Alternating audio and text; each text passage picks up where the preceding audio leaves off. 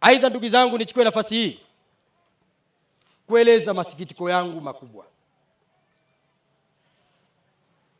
juu ya hawa wenzetu kuzuiliwa na mahakama kufanya shughuli za kisiasa ndani ya siku 14.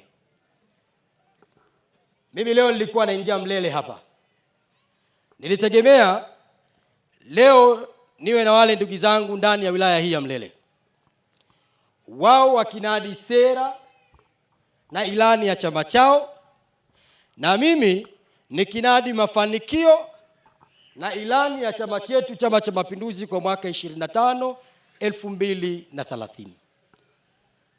Lakini kwa bahati mbaya, migogoro waliokuwa nayo ndani mwao, kwa bahati mbaya, misukosuko waliokuwa nayo ndani mwao,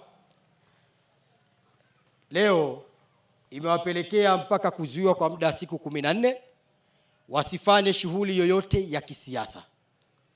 Hivyo nataka nikwambieni ndugu zangu wa Mlele, kwa sababu nawajua uwezo wao ni kusambaza chuki kwa Watanzania, na utambua uwezo wao ni kusambaza maneno ya uongo kwa Watanzania, na Mlele ni sehemu ya Tanzania.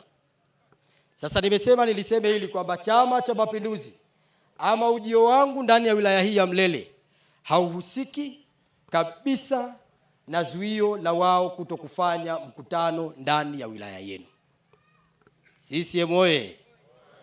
Wenzetu wana migogoro yao ndani huko, wamepelekana mahakamani wao kwa wao kwa sababu wameshindwa kuzungumza. Sasa wewe, mtu akiwa anashindwa kuelewana na kuzungumza wao kwa wao, wataweza kuzungumza na kuelewana na mtu ambaye anatoka nje ndani yao? Maana yake hawawezi.